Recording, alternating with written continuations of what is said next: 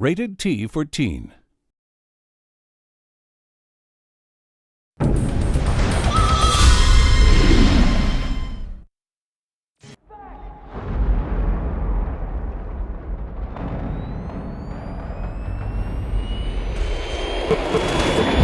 Hello, my name is Martin Wallfish and I'm the founder and president of Massive Entertainment.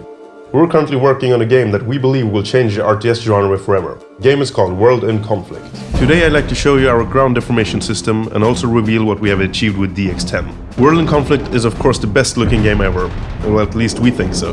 But let me say that we're still working on the final touches and my team has an attention to detail that I think is second to none. You haven't seen everything yet and here's what I'm talking about. For a long time we said that we wouldn't have ground deformation in World in Conflict, but with our focus on realistic destruction and intensity, we eventually decided that we simply had to add some real damage to Mother Earth. Here's an artillery barrage raining down from the sky on some poor units. Notice how the ground takes just as much damage as everything else. The tanks that follow will now have to drive down into the crater and then up again on the other side. All units are affected in the same way, of course, and there is no limit to how much deformation you can add in the game. It looks pretty awesome, but this is not just a graphical feature. In World in Conflict, line of sight is an important tactical aspect, and good players will know how to use this to their advantage. When units move through deformed terrain, it has a direct impact on their line of sight.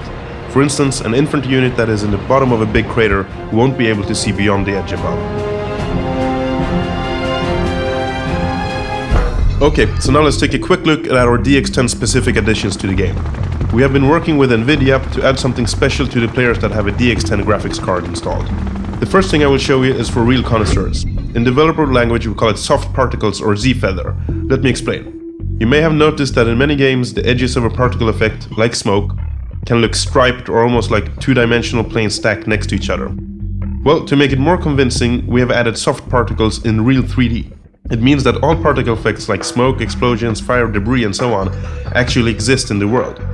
In combination with our particle physics, the smoke actually behaves like a real 3D object that would react to the world and units exactly as it would in real life.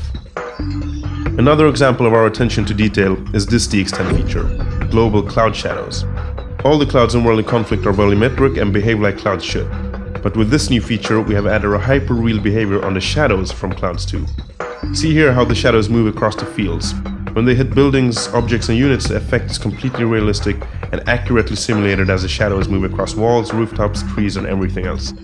Shadows are of course also affected by the cloud shape and thickness. See those rays of sunlight that shine down on the landscape below? That type of effect is sometimes called God rays, and we really wanted to add that effect to the game. It turned out that it's pretty hard to do if you want the effect to react to the world in a realistic manner, but here it is, our very own light from above. It's a very beautiful effect that allows our map creators to make World in Conflict just perfect. Okay, finally, another really cool DX10 feature.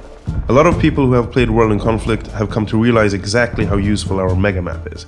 The mega map is available to all players on all systems, and as you see here, it is a satellite view of the battlefield with live updates and accurate rendering of units, field of view and explosions. You can even play the game in this view if you like. But what if you could have the mega map available at all times? Well, that is precisely what DX10 users can do. Check it out. Our dual screen solution allows players to have the mega map on one monitor while playing the game on the other. Okay, that's it for World in Conflict and me today. Get ready for the most intense strategy game ever created, coming this fall. Massive signing out.